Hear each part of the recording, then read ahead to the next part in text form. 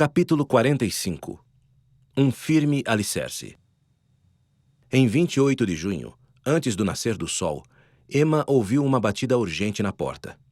Em pé, na soleira da porta estava seu sobrinho, Lorenzo Wasson, coberto de pó. A mensagem que ele trazia confirmava seu grande medo. Logo, toda a cidade acordou ouvindo Porter Rockwell gritar pelas ruas a notícia da morte de Joseph. Quase que instantaneamente, uma multidão se reuniu do lado de fora da casa da família Smith, mas Emma permaneceu dentro com as crianças, alguns amigos e hóspedes. Sua sogra, Lucy Smith, andava em seu quarto de um lado para o outro, com um olhar distante atravessando a janela.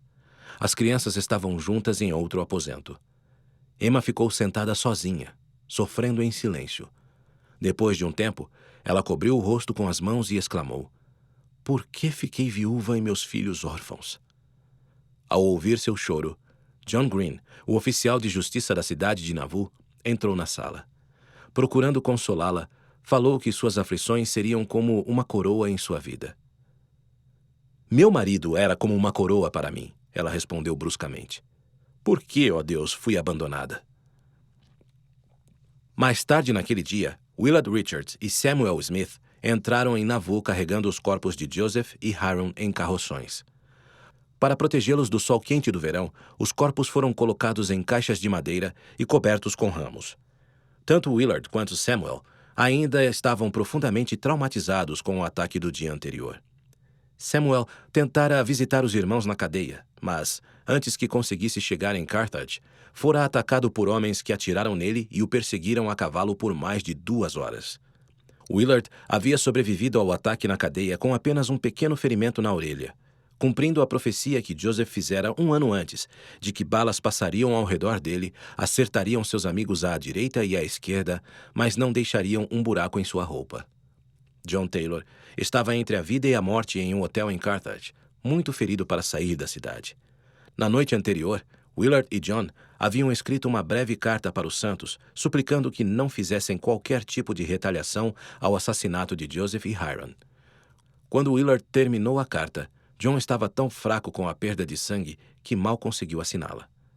À medida que Willard e Samuel se aproximavam do templo, um grupo de santos se juntava a eles e seguia ao lado dos carroções até a cidade. Quase todos em Nauvoo se juntavam à procissão, enquanto os carroções passavam vagarosamente pelo terreno do templo e desciam a colina até a casa de Nauvoo. Os santos choravam copiosamente à medida que caminhavam pela cidade. Quando a procissão chegou à casa da família Smith, Willard subiu na plataforma onde Joseph se dirigira pela última vez à legião de Nauvoo. Olhando para a multidão de 10.000 pessoas, percebeu que muitos estavam irados com o governador e com as turbas. "Confiem na lei para recebermos reparação", pediu ele. "A vingança pertence ao Senhor." Naquela noite, Lucy Smith se preparou enquanto aguardava Emma, Mary e os netos ao lado da sala de jantar da casa de Nauvoo. Alguns homens haviam levado Joseph e Hiram para dentro da casa para lavá-los e vesti-los. Desde esse momento, Lucy e a família aguardavam para ver os corpos. Lucy mal conseguia controlar seus sentimentos e orava pedindo forças para ver os filhos assassinados. Quando os corpos ficaram prontos, Emma entrou primeiro, mas desmaiou e precisou ser carregada da sala. Mary entrou em seguida, tremendo muito enquanto andava. Com os 2 filhos mais novos agarrados a ela, ajoelhou-se ao lado de Hiram, abraçou sua cabeça e chorou. "Eles atiraram em você, meu querido Hiram", falou acariciando o cabelo dele com a mão. Ela foi tomada pela dor. Com a ajuda de amigos, Emma voltou e se juntou a Mary ao lado de Hiram.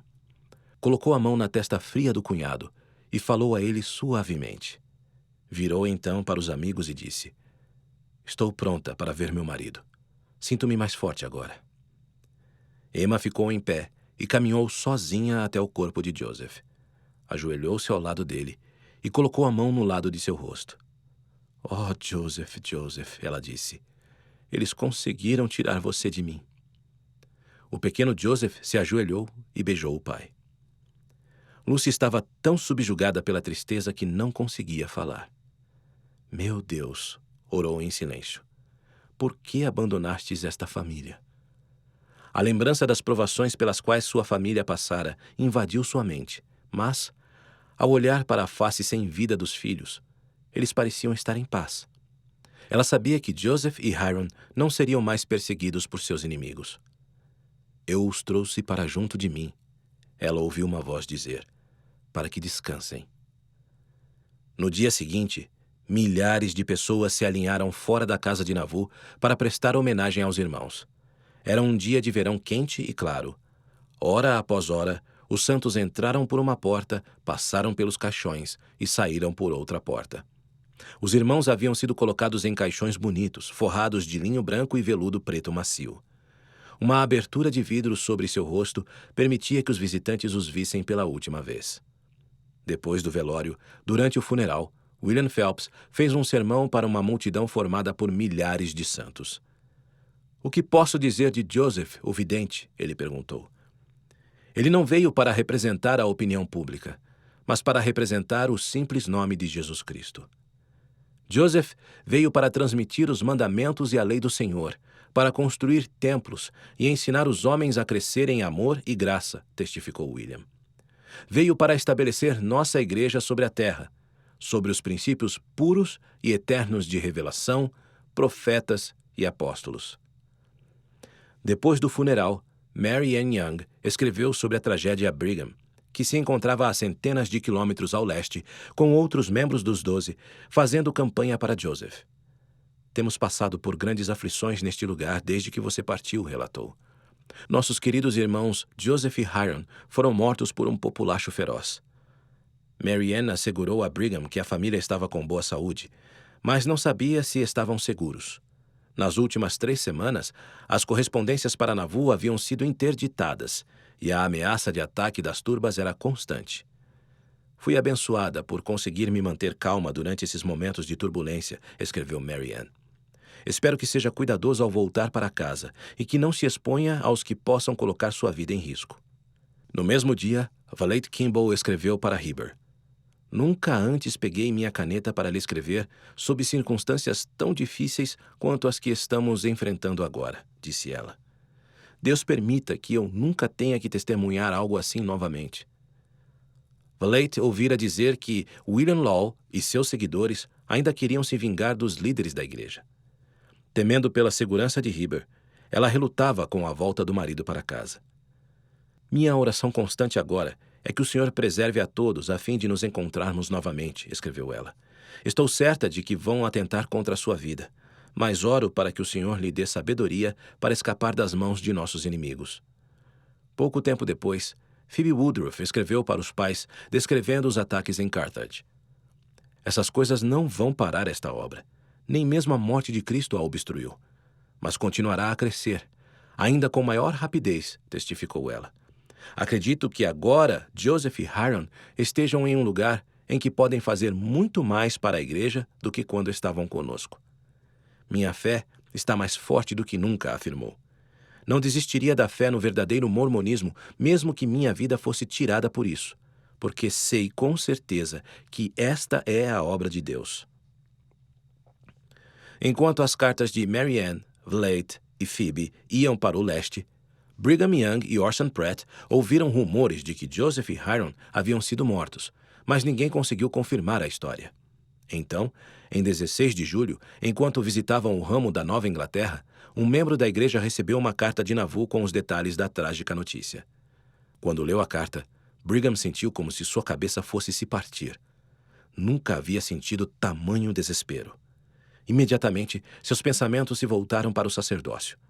Joseph tinha sido o portador de todas as chaves necessárias para investir os santos e os selar para a eternidade. Sem essas chaves, a obra do Senhor não poderia seguir em frente. Por um instante, Brigham temeu que Joseph as tivesse levado com ele para a sepultura. Porém, o espírito de revelação brilhou em sua mente, e Brigham se lembrou de que Joseph havia conferido as chaves do sacerdócio para os 12 apóstolos. Batendo a mão com força no joelho, ele exclamou: "As chaves do reino estão bem aqui, com a igreja." Brigham e Orson viajaram para Boston, onde se reuniram com os apóstolos que estavam nos estados do leste. decidiram voltar para casa imediatamente e aconselharam todos os missionários que tivessem família em Nauvoo a fazer o mesmo. Tenham bom ânimo, falou Brigham aos santos daquela área. Quando Deus envia um homem para realizar uma obra, nem todos os demônios do inferno juntos poderão matá-lo até que cumpra seu chamado. Testificou que Joseph havia conferido aos 12 todas as chaves do sacerdócio antes de morrer, deixando aos santos tudo de que necessitavam para seguir em frente. Em Nauvoo, enquanto pranteava a morte do marido, Emma começou a se preocupar com o sustento dos filhos e da sogra. Joseph fizera grandes esforços legais para separar as propriedades pessoais das propriedades da igreja, mas, ainda assim, havia deixado dívidas consideráveis e nenhum testamento. A menos que a igreja nomeasse rapidamente alguém de confiança para substituir Joseph na administração das propriedades da igreja, Emma temia que sua família ficasse desprovida.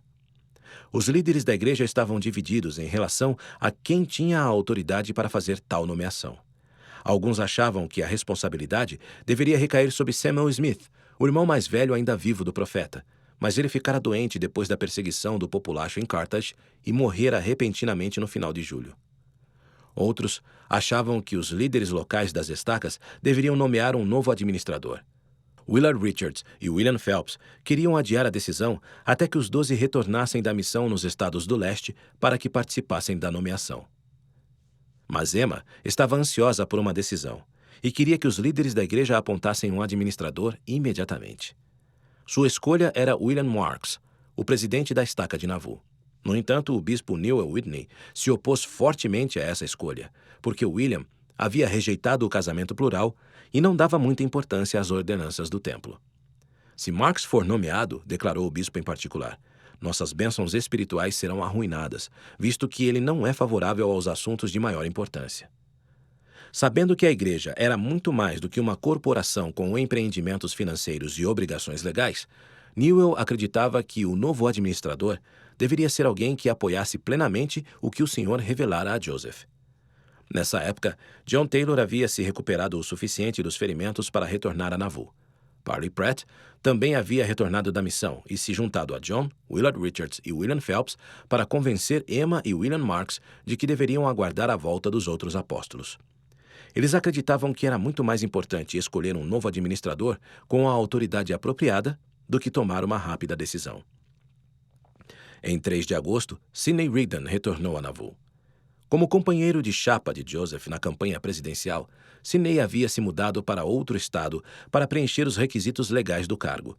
Mas, quando ficou sabendo da morte do profeta, Sidney voltou rapidamente para Illinois, certo de que sua posição na primeira presidência o autorizava a liderar a igreja. Para reforçar essa reivindicação, Sidney também declarou que recebera uma visão de Deus mostrando-lhe que a igreja precisava de um guardião, alguém que cuidasse da igreja na ausência de Joseph e continuasse falando por ele. A chegada de Sidney deixou Parley e os outros apóstolos em Nauvoo preocupados. O desacordo sobre quem deveria ser o administrador deixava claro que a igreja precisava de uma autoridade presidente para tomar decisões importantes. Mas eles sabiam que Sidney, assim como William Marks, havia rejeitado muitos dos ensinamentos e das práticas que o Senhor revelara a Joseph. Mas, o mais importante, eles sabiam que a confiança de Joseph em Sidney havia diminuído nos últimos anos e que ele não havia concedido todas as chaves do sacerdócio a Sidney. Um dia depois da chegada de Sidney, ele se apresentou publicamente para liderar a igreja. Ele nada falou sobre terminar o templo ou investir os santos de poder espiritual. Em vez disso, ele os advertiu que tempos difíceis estavam à frente e prometeu guiá-los corajosamente pelos últimos dias. Mais tarde, na reunião com os líderes da igreja, Sidney insistiu em reunir os santos numa assembleia de 2 dias para escolherem um novo líder e designarem um administrador. Preocupados com isso, Willard e os outros apóstolos pediram mais tempo para avaliar as alegações de Sidney e aguardar o retorno do restante do quórum. William Marks concordou e agendou a reunião para dali a 4 dias, em 8 de agosto.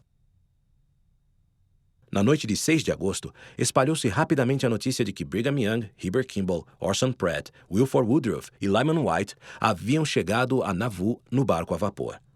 Logo, os santos saudaram os apóstolos nas ruas, enquanto eles voltavam para casa. Na tarde do dia seguinte, os apóstolos recém-chegados se juntaram a Willard Richards, John Taylor, Parley Pratt e George A. Smith em uma reunião com Sidney e os outros conselhos da igreja. Sidney havia mudado de ideia sobre escolher um novo líder no dia 8 de agosto. Como alternativa, disse que desejava realizar uma reunião de oração com os santos naquele mesmo dia e adiar a decisão até que os líderes da igreja pudessem se unir e aquecer o coração uns dos outros. Porém, Sidney continuava insistindo em seu direito de dirigir a igreja. Tive uma visão de que esta igreja deve ser edificada para Joseph, disse aos conselhos, e que todas as bênçãos que recebemos devem vir por intermédio dele. Afirmou que sua recente visão fora simplesmente uma continuação da grande visão dos céus que ele e Joseph haviam tido havia mais de uma década. Fui ordenado como porta-voz de Joseph, continuou, referindo-se à revelação que Joseph recebera em 1833. E devo voltar para Nauvoo e assegurar que a igreja seja governada apropriadamente. As palavras de Sidney não impressionaram Wilford, que escreveu no diário: foi uma espécie de visão de segunda categoria. Depois que Sidney terminou de falar, Brigham se levantou e testificou que Joseph havia conferido todas as chaves e poderes do apostolado aos 12. Não me importa quem lidere a igreja, ele disse, mas uma coisa preciso saber: o que Deus tem a dizer a esse respeito. No dia 8 de agosto, o dia da reunião de oração de Sidney, Brigham não compareceu a uma reunião matutina do quórum, coisa que nunca havia feito antes. Ao sair, viu que centenas de santos estavam reunidos no bosque próximo ao templo. Ventava muito naquela manhã, e Sidney estava de pé, em um carroção, de costas para o vento forte e constante. Em vez de realizar uma reunião de oração, Sidney estava novamente se oferecendo para ser o guardião da igreja. Ele falou por mais de uma hora, prestando testemunho de que Joseph e Hiram portariam a autoridade do sacerdócio por toda a eternidade e que os conselhos estavam suficientemente organizados para liderar a igreja depois que Joseph morresse. Todo homem ocupará seu próprio lugar e seu próprio chamado perante Jeová, Sidney declarou. Novamente afirmou que seu próprio lugar e chamado era o de porta-voz de Joseph. Ele não queria que a congregação votasse sobre o assunto, mas que os santos conhecessem seu ponto de vista. Quando terminou de falar, Brigham pediu que a congregação permanecesse um pouco mais. Disse que desejava ter mais tempo para lamentar a morte de Joseph antes de resolver qualquer assunto da igreja, mas sentia a urgência entre os santos para escolher um novo líder. Ele temia que alguns estivessem procurando assumir o poder contra a vontade de Deus. Para resolver o assunto, Brigham pediu aos santos que retornassem no final da tarde para apoiar um novo líder da igreja. Eles votariam por quórum e como o corpo da igreja como um todo. Podemos fazer isso em 5 minutos, disse ele. Não vamos nos voltar uns contra os outros e cada homem e mulher poderá dar seu voto de apoio. Naquela tarde, Emily Hoyt voltou para a reunião no bosque. Emily era a prima do profeta, tinha quase 40 anos e era professora. Nos últimos anos, ela e o marido Samuel haviam se tornado próximos de Joseph e Hiram, e a morte súbita dos irmãos os deixara muito entristecidos. Embora morassem do outro lado do rio, no território de Iowa, Emily e Samuel tinham vindo naquele dia para participar da reunião de oração de Sidney. Por volta das 2 horas da tarde, os quórums e conselhos do sacerdócio se sentaram juntos ao púlpito e ao redor dele. Brigham Young então se levantou para falar aos santos. Muito se tem falado sobre o presidente Rigdon ser o presidente da igreja, disse. Mas digo que o quórum dos 12 apóstolos detém as chaves do reino de Deus em todo o mundo. Quando Emily ouviu Brigham falar, voltou-se para olhar com mais atenção para ter certeza de que não era Joseph falando. Ele tinha no rosto a expressão de Joseph, o mesmo modo de argumentar e até mesmo o som de sua voz. O irmão Joseph, o profeta, estabeleceu o alicerce de uma grande obra, e é sobre esse alicerce que edificaremos, Brigham continuou. Este é um firme alicerce, e podemos edificar um reino como nunca existiu antes no mundo. Podemos edificar o reino mais rápido do que Satanás conseguirá aniquilar os santos. Mas os santos precisavam trabalhar juntos, declarou Brigham, seguir a vontade do Senhor e viver pela fé. Se o povo desejar que Sidney Rigdon ou William Law o lidere, assim seja, ele disse. Mas digo, em nome do Senhor, que ninguém pode se interpor entre os 12 e o profeta Joseph. Por quê? Porque ele entregou nas mãos dos 12 as chaves do reino nesta última dispensação para todo o mundo. Sentindo que o espírito e o poder que estiveram sobre Joseph agora repousavam sobre Brigham, Emily viu o apóstolo pedir aos santos um voto de apoio aos 12 como líderes da igreja.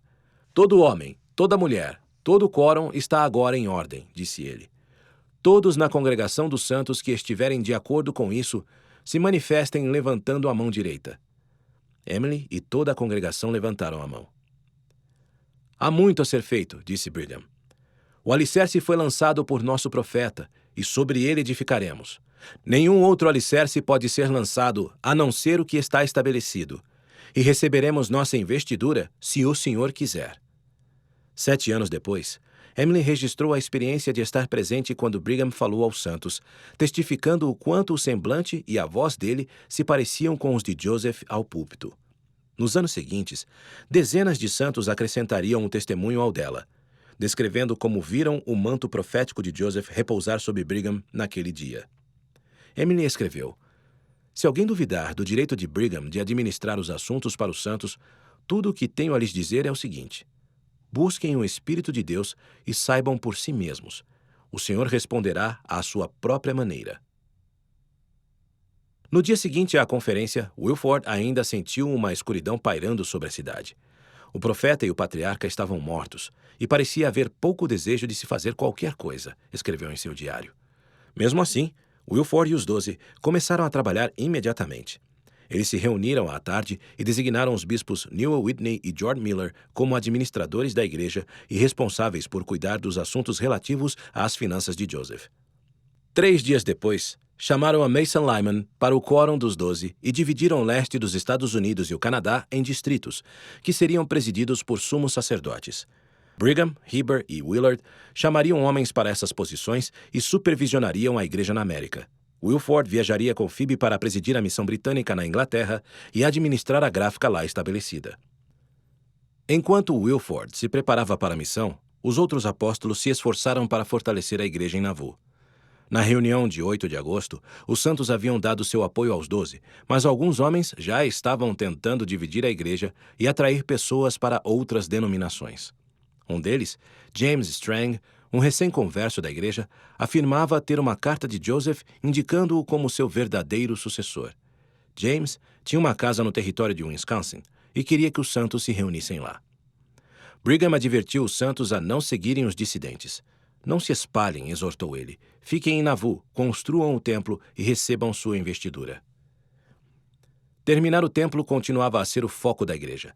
Em 27 de agosto, a noite anterior à sua partida para a Inglaterra, Wilford e Phoebe se reuniram no templo com amigos. De pé, ao lado das paredes do templo, que chegavam quase ao topo do 2º andar, Wilford e Phoebe admiravam o modo como a luz da lua realçava a grandeza e a sublimidade da estrutura. Eles subiram a escada que levava ao topo das paredes e se ajoelharam para orar. Wilford agradeceu ao Senhor por ter dado aos santos o poder de construir o templo e rogou que conseguissem terminá-lo para receber a investidura e lançar as sementes da obra de Deus em todo o mundo.